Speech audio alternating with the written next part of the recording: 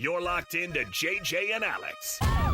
With the insight and analysis on the teams you can't live without. Presented by G2G Bars. This is 97.5, the KSL Sports Zone.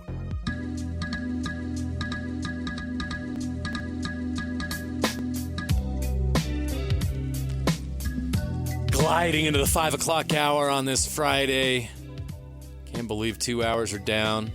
I'm gliding here. There you go. 2 more hours to go. Jeremiah Jensen, Stevenson Sylvester in for Alex Curie. We're having a good time. We've had a good time this week. Hope you've enjoyed the show this week. It's brought to you by G2G Bars with all natural ingredients, no preservatives, and plenty of protein. G2G Bars are perfect for anyone who needs a tasty and nutritious boost. I could certainly use one right now. Oh, the fridge is empty. Dang it. Those G2G bars don't last long on our G2G fridge. We need to restock. It was a busy week for BYU athletics. A lot of news at a time of year when you don't really expect it. A lot of news for the men's basketball team and football as well. That's the cut at 5 o'clock. It's time for the biggest story of the day. This is what made the cut with JJ and Alex on 97.5, the KSL Sports Zone. The cut is brought to you by Trajan Wealth. Call Trajan Wealth today, your local financial fiduciary, 801-899-7600, or visit their website at trajanwealth.com. If you need help with retirement, maybe you got a small business, you got to set up a 401k for your employees, they can help you with all of those things. Trajan Wealth, give them a call. 801-899-7600. As I said, a busy week for BYU athletics. Mitch Harper all over it. Exclusive conversations in Dallas at the Big 12 meetings. And a lot of BYU hoops news as well. Exciting times for BYU sports. And he joins us now to wrap up this week. Mitch, how you doing? You back home? I am. I'm heading home right now, and it's been a fun week. And it's been entertaining to see this new iteration of the Big 12 Conference and the 16-team league and kind of the urgency, the excitement, because it was the first taste of BYU and Utah being together and seeing this league without Texas and Oklahoma, because we were there at Big 12 Media Day last year, JJ, and Texas and Oklahoma just still suffocated the oxygen of everything that the Big 12 was. Yep. And it's kind of interesting just to look at it now and see this is the new look, and it kind of feels like it's a good place for these programs. Well, with Texas and Oklahoma gone, was there any other media there with you? It's a joke. Yeah, not as much. You remember not as much anymore. You remember all the 700 Texas bloggers that were at Media Day last year. We're going to miss them. Yeah, it's definitely going to be a different look. And honestly, I mean, you think about it, I feel like Salt Lake is probably going to be one of the top markets when it comes to Big 12 coverage, because now you look at these other markets that have like Oklahoma State, they're fighting for time with Oklahoma, and so it's going to be Salt Lake's going to be a top target market for the Big 12 going forward. What? There's not going to be a lot of reporters from Lubbock? that media metropolis in Lubbock. Mitch, I'm very curious to hear what you learned while you were down there at Big 12 meetings. Let's start there. First of all, your conversation with Tom Homo. What did you learn from the athletic director of BYU? Well, some of the big things were, BYU's commitment and the House first NCAA settlement. And, is BYU going to be willing to, pay $22 million a year per, back to their athletes in revenue sharing, because that's what it's going to potentially become. And obviously the details are going to have to be settled out. But, as Brett Yormark said today, all the members in the Big 12 are committed to competing at the highest levels and doing what it takes to, compensate their athletes. And Tom Holmoe noted to me that, they're going to fall in line with what the conference tells them. And so, BYU this year got $18 million back in distribution of the $470 million in revenue that the league distributed for this first year with BYU in the conference. Next year they'll get $19 million, but BYU I think is really looking to level up their abilities in the Big 12 conference going forward. Just the vibe there. What other information did you learn from there while you were there? You mentioned the new dynamic with everything. What is some of the things that's being discussed down at those meetings that with the new members of the conference coming in? What are some of the top issues? Some of the big issues we're finding ways for value creation. They're trying to find a way to, continue to add value and revenue to this league because right now, $470 million were distributed to the Big 12 this year, but still it's a far cry from the Big 10 and the SEC.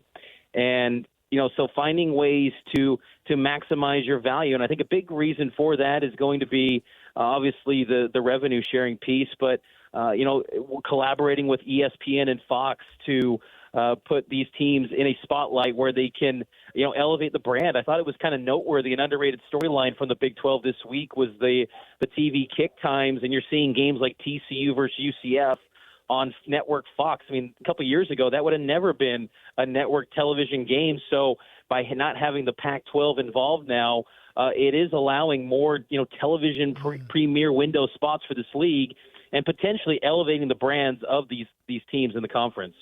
Is there more confidence with BYU over there? You've seen Tom Homo. There's more comfortability. I don't want to say confidence or comfortability. I don't know which word. But now with it being the second year, it's not the newbies in the group and trying to impress because we was independent for so long. Going into the conference last year, it was all new territory. Is there more confidence with BYU that you feel? That's a good question. I mean, I feel like confidence there. I think there's a quiet sense of that the football team can be better than what they're, what the outside prognostications would suggest. And I talked to Tom Homo about his feelings on the state of the program, and he honestly kind of chalked up last year as what he expected. He honestly envisioned it being a lot of struggles and transition, and and then I asked him about his thoughts on the quarterback position, and he feels it's really deep. And, it's a little bit different tone than I think a lot of people would suggest you would hear about BYU because, honestly, I think the quarterback position is one of the weaker ones in the Big 12 this year. And it's one of the big reasons why they're about, 4.5 win total projection in Vegas. But as far as the comfort level, you do get a sense when you see these school presidents and ADs, I think they like having BYU in the conference. And I think seeing, Taylor Randall at Utah and Mark Harlan, BYU and Utah together can be a strong force. And I think both of these programs together, if they're, clicking at a high rate, that could be quite the dynamic. This league is, they had Oklahoma and Texas, but BYU and Utah is a fascinating rivalry in the fact that you bring in religion, you bring in so many unique dynamics to it that it's one of the more unique rivalries in the country. And I think that, they could really be a big boost for this conference going forward. We'll get back to football in a minute, but I want to switch over to hoops real quick because Kevin Young had an incredible week. Your reaction to Yegor Damien coming to Provo, I don't think BYU's ever had a recruit like this that's this good, at least rated as high as this. What is your reaction to what they've been able to do so far in recruiting? It's a massive splash, and I think it's also gives Kevin Young a real chance to turn heads and gets these 5-star recruits that are in the future recruiting classes to say, well, if Doman is listening to BYU and he's committing to these guys, what's going on there? That's maybe got to look a little bit deeper into this. And, Kevin Young's got, I remember talking to you guys the day he got hired. I mean, his resources in basketball, his brother's well-versed in the recruiting scene. He's been doing it for nearly 30 years. He kind of has a lot of intel on all these prospects, and he's just got a lot of connections that he can turn to get background intel on these recruits and kind of get an understanding of if there's a real chance that BYU could get in the mix. And when he can sell that, Devin Booker and Joel Embiid, Chris Paul, he's coached those guys, and those guys really liked him. I think it just helps his efforts to really pitch an NBA style at the college level. And I think with revenue sharing, as we were talking about earlier, paired up with NIL, that's a renewed commitment in BYU basketball. There's a lot of attractive things to pitch, and getting Doman, I think it really helps BYU going forward with their recruiting efforts. Now, if Young can actually get him to be a top 10 lottery pick, you can only imagine. I think he's got the potential to get some maybe even bigger recruits in the future. Yeah, you mentioned it. You're talking about the future. How does BYU capitalize on this opportunity? I've seen so many people have these assets, have it come in, but they just don't capitalize on this opportunity with the marketing. There's a lot more than goes into than what's just on the floor. But in your opinion, how does BYU capitalize on all this traction, all this attention? You get number one high school recruit in the country. You got Igor Demine coming in. How do they capitalize specifically on this opportunity that's going to project them forward? They've got to win in the NCAA tournament, and that's going to be the challenge. I mean, because BYU, Kevin Young inherits a basketball program that's got winning success in regular seasons, but they never really won in March. I mean, they haven't advanced to the round of 32 since Jimmer Fredette was in a jersey at BYU. So that's a long time now. And, I mean, that's going to be 14 years by next March when the postseason arrives. So that's what he's got to do is win in March because – you know, you can be in the Big 12 and be an 18-win team and get to the postseason. It's about winning in that, field of 68 and getting there. And that's really where he's going to receive his validation because, everyone knows that there's going to be losses. You're going to play potentially Purdue in the non-conference. You're going to have a game against a top 25 Providence in the Big East Big 12 battle. You're going to have probably 2 matchups with Utah in the conference play and then the gauntlet of 20 games in the Big 12. You're going to take some losses, but if you can win in March, that's where he's going to be able to capitalize. So that's going to be the key for this program going forward, and to really deliver on all these increased resources that are being given to this program. I talked to Tom Holmoe about where this extra money is coming from, and he pointed point blank to the NIL commitment. The moment that Kevin Young arrived, he has seen an increase in NIL, and he pointed that out in my conversations with him this week. Wow. So this House versus NCAA thing could be good for BYU, apparently. I think it could because, maybe it brings a little bit more uniformity across the power conferences, and maybe you don't have as many stories of, you were atop this guy's recruiting board, but at the last hour, you lose him to another program that paid a little bit more. So I think it can maybe really be a good thing, especially when, as Brett Yormark said, those member institutions are willing to compete at the highest level when it comes to the maximum payouts potentially in revenue distribution. To your point about BYU basketball, March, you're absolutely right. And it's not just the NCAA tournament. They haven't won a conference tournament since 2001. They just have not been able to have success late in the season. That's absolutely got to change for that program to take that next step and get bigger-time recruits. But they're looking at the number one recruit in the country in the 2025 class, A.J. DeBansa. He's going to play high school/prep basketball here as a senior down in Hurricane at Utah Prep. Is this a realistic chance for BYU to land him? Is this? Do they really have a chance here? I think there's definitely a possibility, and A.J. DeBansa, he's going to be 3 hours away at Utah Prep, and BYU's got a chance for him. And Kevin Young has made him one of the top priorities the moment he arrived as the head coach. So I think there's a real chance. That's interesting. Let's get back to football. Before I get, we have a few 60 and 60 things I want to bounce your way. But first of all, Vegas came out with some more odds, the Big 12 championship odds, and BYU's dead last. And it's really interesting because everything we're seeing now, it's not just, we've talked about it. We have concerns about BYU. They got to have quarterback play, this and that. But outside of here, there is really a lot of people that are in the media that are down on BYU this year. What does BYU have to do to surprise in the Big 12 this year?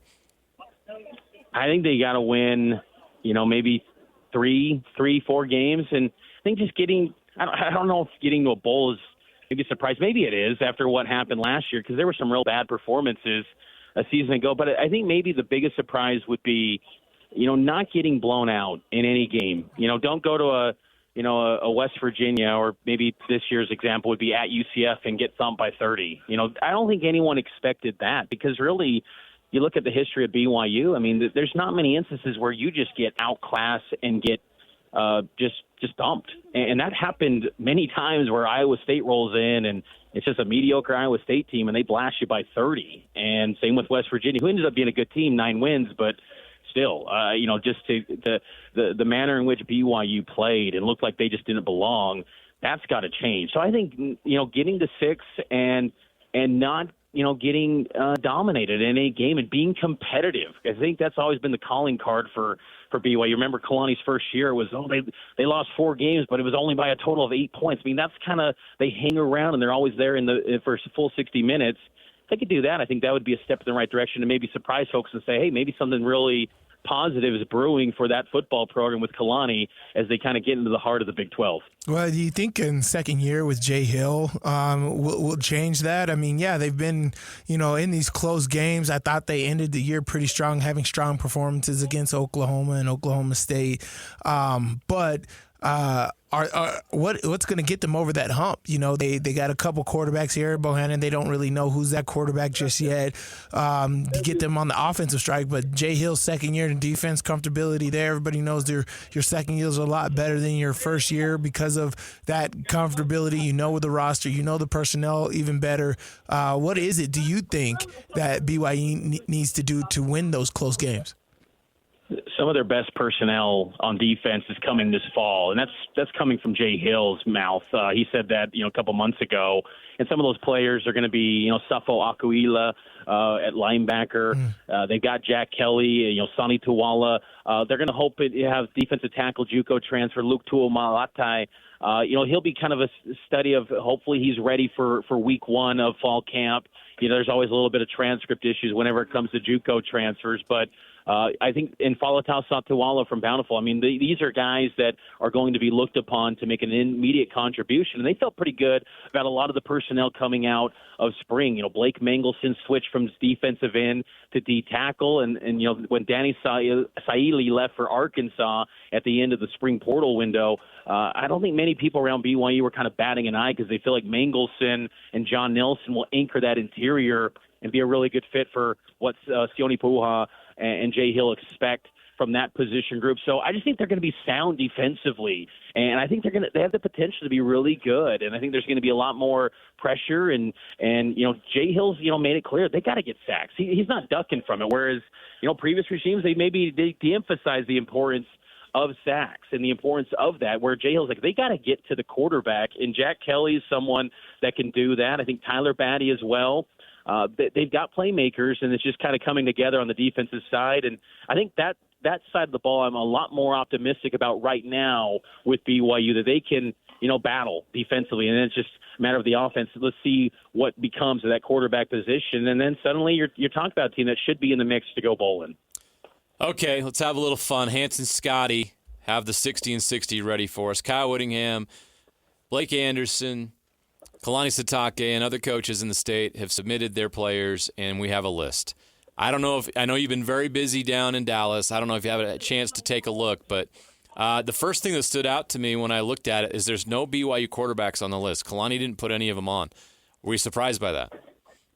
No, I actually talked to Hans and Scotty about that, and they asked my opinion if there should be a quarterback, and I said no, and I think that's fair, because you're going to go with a guy in Jake Retzlaff who only started 4 games and lost all 4. He hasn't won a game in college football. How can you say he's one of the best players when he hasn't won a game? And then Gary Bohannon hasn't played in nearly 2 years.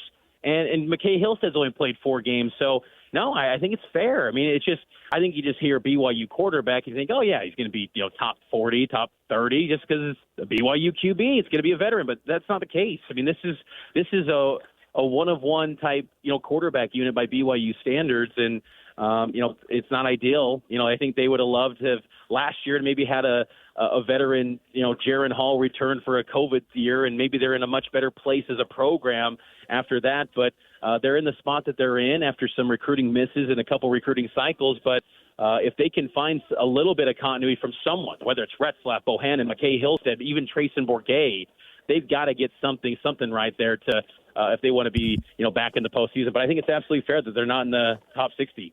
As you look through it, I don't know. You can share who you think your number one is. It's up to you. If you don't feel comfortable saying that, that's fine. But I will ask you, who do you think the number one player on that list should be? That's a good question. I've been thinking a lot about it. I would say maybe I feel like it's going to be one of the Utah's players, the ones that are coming back from injury, Cam Rising or Brant Keithy, just because of the impact. I mean, I think those losses were probably good for like 2 games last year, and I think not having them was significant for Utah. So I would go someone from Utah. I got to dive into the list a little bit more, but those would be the guys I'd say first glance. I think that's absolutely fair. I think if you look at Cam Rising, it's going to be tough to not have him number one on the list because the whole reason why Utah is picked to win the Big 12 and go to a college football playoff is because Cam Rising is back in that position. So take him away, we have a totally different conversation about Utah as a playoff contender. So, Mitch, your work down in Dallas has been awesome. I want to tell everybody, go to KSLSports.com, especially if you're a BYU fan, and read Mitch's content from the Big 12 meetings. It's outstanding. We can also go to the 60 and 60 voting there as well. Go do that. Mitch, no one's better at covering the BYU beat. We're proud to have you on the team. Thanks so much. Enjoy your weekend off after a lot of hard work this week.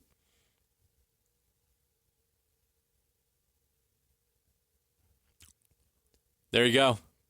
Mitch Harper probably didn't hear anything I just said, but we were done with the conversation anyway. Stuart is like, put your phone down or you're getting off this plane. Maybe he just got kicked off the plane because he didn't have his phone on airplane mode, and we were holding up the show. I'll email him the nice words. Well, thanks, okay. Mitch. Appreciate you. I just have so much nice things to say about Mitch, and he didn't even hear it. That's just it's a recorded because obviously Jeremy records everything.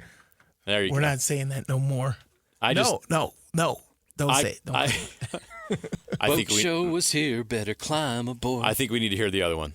No, we don't. Yeah, we do. I actually love. We just did a BYU segment. BYU basketball. We got to hear. We got to hear from Sly. No one's more excited about BYU hoops next year. Nobody. I actually love the promise of BYU basketball. You got to put it on repeat now?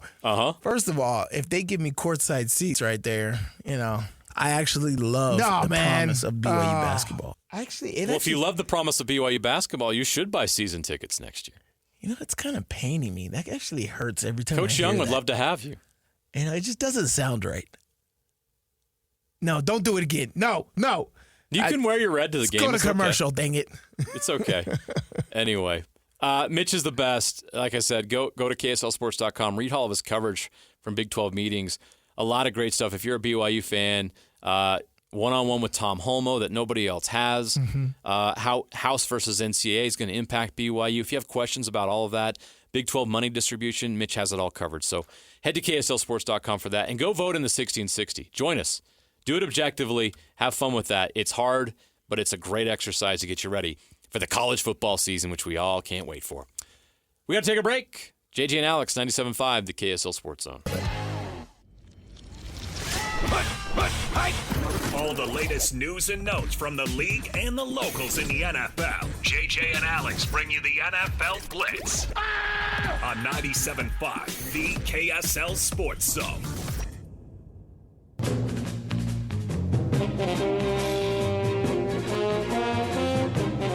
NFL never sleeps, and that is always good for my ears, that music. The NFL Films music, the Sam Spence creation. It's time for the NFL Blitz, but first join KSL Sports Saturday, June 1st for Dino Day at all Sinclair locations. Fuel up and save up to 30 cents per gallon on top-tier premium fuel with Dino Pay. Plus free Dino swag. Can't wait to see what that is. Again, it's June 1st at all Sinclair locations. NFL news on this Friday afternoon. Tom Brady always seems to be in the news. Always. A report indicates that Tom Brady's chance of becoming a Raiders owner is good. Good. It remains alive and well. There was some concern that because he's now doing broadcasting in the booth that it would be, I guess, a conflict of interest if he doesn't outright own, but a part owner of the Raiders. Calling Raiders games in the booth, wouldn't that be a little bit problematic? But, according to Larry Brown Sports, Tom Brady's chances are good.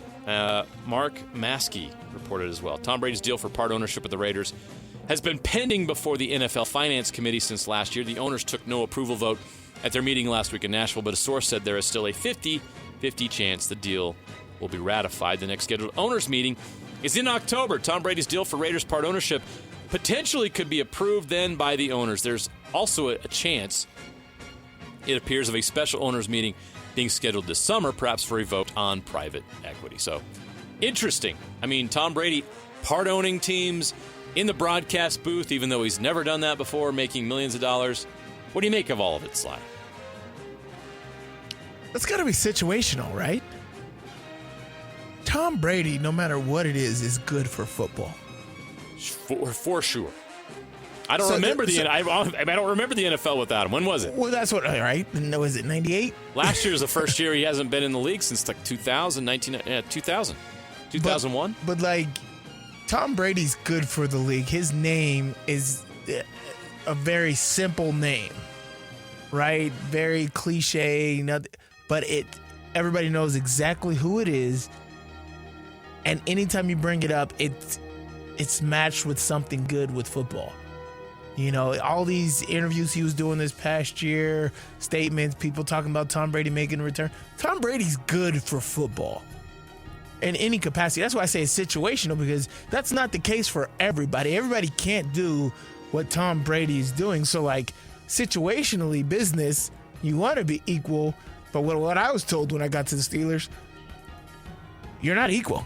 Yeah. I'm not giving you, new rookie, Emmanuel Sanders, the same treatment that I give Hines Ward. You're not equal. That's just not how it happens. Tom Brady's good for football. He's not equal to any other owner. He brings a lot more value than money. He brings attention to the booth. He brings confidence and expertise to the broadcast booth. And then, of course, he's good for NFL franchises. I'm really fascinated, Sly, to see him as a broadcaster, to see him analyzing football live on TV. I cannot wait. You think it's going to be like John Madden, where he just overanalyzes and he just gets crazy? Boom, boom, I have boom. no idea what to expect. He could really suck. He could. He could be terrible at it. But or would could he he still get grace? I mean, when Tony Romo first started, he knew the plays. He was like, I love that. Yes. I still love it when he does it today. Tony stopped prepping the way he needs to. He's slipped tremendously. He's been hearing about it. But him doing those Kansas City Buffalo games, I love him calling those. For sure. Those are awesome. So that's a story to follow, because Tom Brady's a big deal. All right. Drew Brees said he could have played for 3 more years if not for injuries. I thought we were done with the Captain Obvious segment. What are we doing here? That's a definite Captain Obvious. Everybody could. I could have played for 10 more years had it not be injuries. I could have been an NFL quarterback if I was good. Somehow I missed the boat. It's not fair. Oh, gosh. That was a good one, Jake. Drew, go sit down. Not only am I an idiot, but I suck. Speaking of suck, the Giants. Drew Lock shuts down the idea of quarterback battle with Daniel Jones. Lock knows he's the backup of the Giants. I mean, yeah, but you're the backup not because the other guy's better than you. It's because he's getting paid more money. Exactly. It's just inevitable that Drew Lock. I bet Drew Lock plays more games in 2024 than Daniel Jones. Mark it. That's crazy. But here's my thing. The backup quarterback position is a great position. It's a very comfortable position. 100%. Drew Lock's probably making $2 million to do nothing. To let somebody else take all the scrutiny and bad points. And Daniel Jones is a guy who got that extension, and he's like, I want to be better. So he's going to try hard. And Drew Lock's just la-da-la-da-la-da-la-la. You're close. Lock's going to earn a base salary of $2.95 million, a signing bonus of $2 million, and a workout bonus of $50,000, while carrying a cap hit of $5 million and a dead cap value of $4 I'm million. comfortable being the backup. Getting $3 million, although you're getting taxed New York style, so that's not good. That's not good at all. Of But course, Seattle wasn't much better. no. But still, you're the backup quarterback, man. Just chill, get backup quarterback stuff.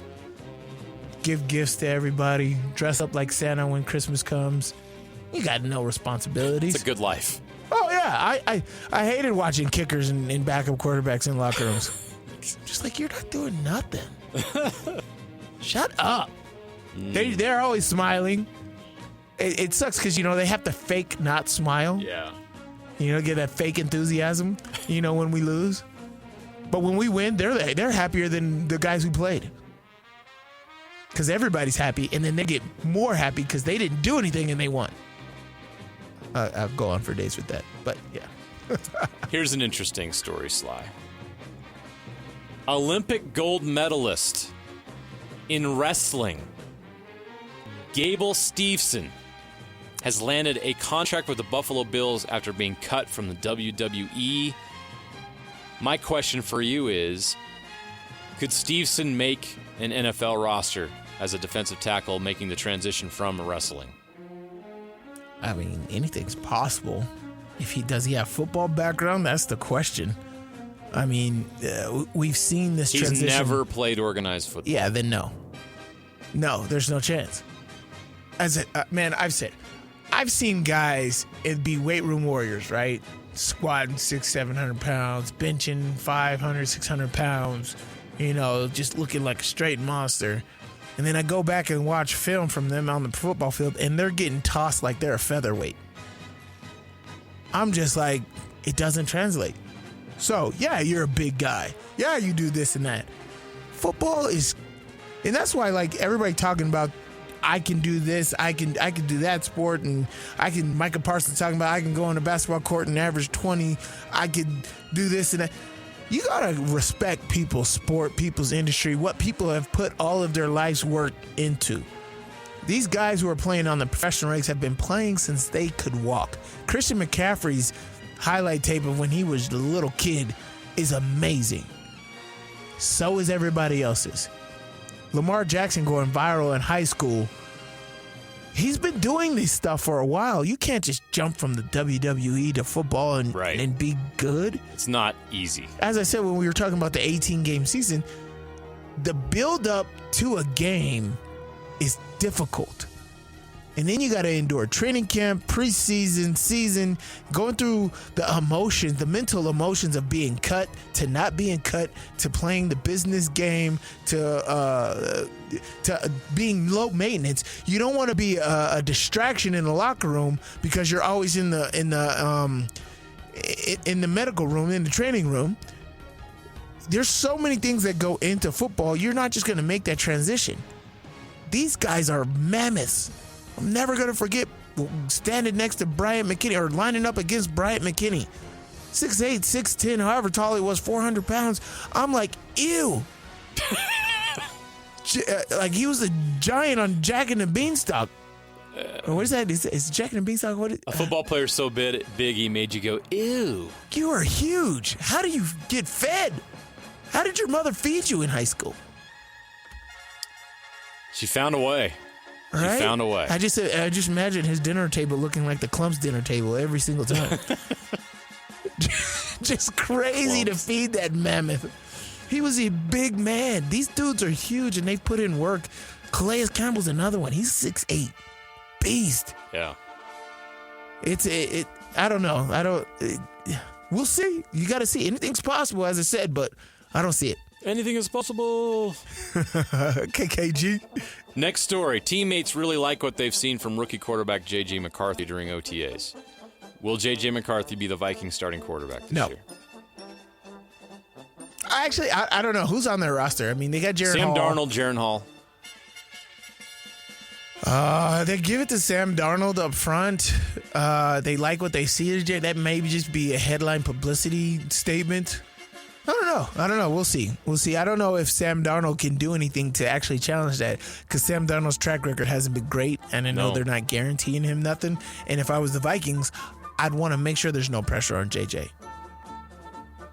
So don't. I mean, there's so many rookies out there. Don't try to go for Rookie of the Year. That's the only reason I'd play him if he had a chance at Rookie of the Year. There's a lot of great rookies out there.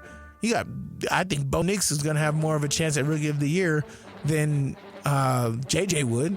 Agree. So I wouldn't try to force it. Sam Darnold's there. Do it. Yeah, that's what I got from that. I think JJ will meditate his way to the starting job. There we go. Last headline, and I'll just read the headline. Pro Football Focus ranks Fred Warner as the top linebacker heading into the 2024 season. No surprise, as a former BYU Cougar continues his march towards Canton. You know I don't like to give BYU praise, but that guy is good. He is. He's the best. I can't believe he came from down south. You had to get that barb in today. With all Every that crap show. that Jeremy was spewing with those recorded lines. That doesn't sound the same as this. I actually love the promise of BYU basketball. What moron You said can't that? say you love the promise of BYU basketball and then call them the team down south, Sly. You just can't do that. TDS, that's how we refer to him up on the hill. Team down south. I love the rivalry. Nameless gray faces is what Mike Tomlin would have called you. Nameless gray faces. Nominate the U Sports volunteer that you know for the Hercules Hero of the Week. Submit your nomination at kslsports.com/contest. And listen every Thursday afternoon to this show, JJ and Alex, for the winner.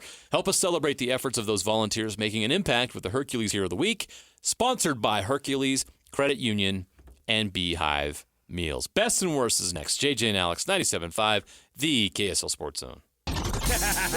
Wrapping up the hour with our picks for the best and worst moments on today's show. As JJ and Alex want to hear your best and worst of the day.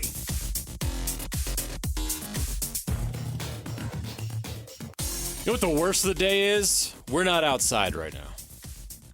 That'll soon change. We'll make sure that changes soon. I hope all of you are enjoying the beautiful sunny weather along the Wasatch Front today, wherever you might be listening. Thanks for listening to JJ and Alex. Jeremiah Jensen, Stevenson Sylvester in this week for Alex Curie. Hope you have a great weekend, but before that, we got another hour here on the program. And this, our best and worst of the day. But first, for an incredible selection of Kia, Subaru, Chevy, Jeep, Dodge, or Ram, visit Doug Smith dealerships in American Fork and Spanish Fork. Great service starts with know-how, and nobody knows how like Doug. Hey, Doug. There it is. That was nice. No sad trombone there. Thank you. That was nice. That was not the best of the day. This is. Or is it? LeBron James, free agency could get wild, and it'll be fun to watch teams offer big contracts or draft Bronny way early in hopes to get the older James. Now, for some, this may be the worst. For me, I think it is good theater. We had David Locke on the show earlier this week. He called Bronny clickbait. I agree with him. Bronny's not an NBA player right now. Maybe he could have developed into it. I think he should have stayed in school for 3 years. Right. But things are developing. He's going to be in the draft. And guess what? We found out today, we shared the breaking news earlier in the show, that the New Orleans Pelicans are deferring the number 17 pick in the draft to next season. So that pick now goes back to the Lakers. That's part of a trade. I believe it's part of the Anthony Davis trade. But suddenly, we learned today that the Lakers have the number 17 pick. The Lakers really want to keep LeBron James, who's going to be entering unrestricted free agency after he takes the player option and gets out of his contract. Why? Because he was just all NBA and he's going to get another max deal. Right. And it puts the pressure on the Lakers to have to woo and impress him to stay. All part of his plan, I'm sure, to get Bronny James to play with them. So the family doesn't have to move. Bronny gets to stay home and play NBA basketball. Whether he deserves to or not, that's up for debate. But you can kind of see this materializing and happening, right, Sly? And you're a Lakers fan, so do you like this or not? I love it. Okay. I love it. Well, I mean, the Lakers realize that LeBron James is more than just what he does on the basketball court. And it's the Caitlin Clark effect as well, right? It's more than what she's doing on the basketball court. She is bringing people to stadiums. I mean, we seen that on the season opener against Connecticut. What was the price of the ticket for the Caitlin Clark game, and then what was the price of the ticket of the game after? It's $110 for a Caitlin Clark game. Right. $17 for the next game after that. That's a difference. And that's LeBron James as well. No matter where he's going, he's going to get a packed arena. For the last 22 years, he's go back to high school. He's still packing arenas, and he's going to be 40. It's exactly. Crazy. People want to see him. He does amazing things. He's still one of the top 3, top 5 jerseys that's sold every single year. For the last 20 years, he's been top 3 jerseys sold. That's crazy. So his marketability is great. So you got to play this, game here. And what is it in a so-so draft? You pick your son and you get LeBron James. It's a 2-for-1 right there for doing that. If it keeps LeBron James in a Laker uniform, I guess it's worth it. You do it. Because you're right. Who else would they have taken at number 17 in a bad draft? They got a roster. They got guys. Austin Reeves is great, who you signed to an extension last year. Rui Hachimura is great, who you signed to an extension last year. They're on the team. Anthony Davis has an extension. He's on the team. You need LeBron James to opt in, and to keep him on the team, you sign his son. You get rid of Taurean Prince, please, because Darvin Ham's gone. Darvin Ham had some kind of love relationship with him that I don't know why you played him so much. Might go back to Atlanta. Crazy. But you got guys. I don't know what you're going to do with D'Angelo Russell. I'm good if you leave him or if you keep him. He's a head case. But, I mean, you got guys. You don't need new rookies to come in and be here. But what you do need is you need LeBron James, because if LeBron James leaves, all that other stuff changes. The worst today, Mike Tyson versus Jake Paul fight has been postponed due to Tyson suffering an ulcer flare-up during training camp. He had an issue on a plane as well, so that's a bummer. How does your ulcer flare up? 57-year-old Mike Tyson, I don't know. Fortunately, I don't have one. The bout is postponed and will no longer take place on July 20th as expected. That was the ulcer took place on the plane from Miami to Los Angeles on Sunday. A new date for the fight is set to be announced on June 7th. That's not going to be on June 7th, but announced on June 7th. So it sounds like they're still going to try to make it happen. 58 years old by that time, Mike Tyson will still try to take on Jake Paul, but not going to happen anytime soon. He's making a lot of money at this 58 years old to fight this guy. He's not going to miss this opportunity. Heck no. It'll happen, just not right now. I hope Mike just gets a nice little... We all do. 1-2 combo right to the ribs, and then everybody the wants Mike Tyson beat the crap out of the guy. Pow, pow. Oh, I love that from Mike. But we're going to have to wait to see it. You don't have to wait for JJ and Alex very long. Just after this commercial break, we got more coming up next, right after this. Stay up to date with every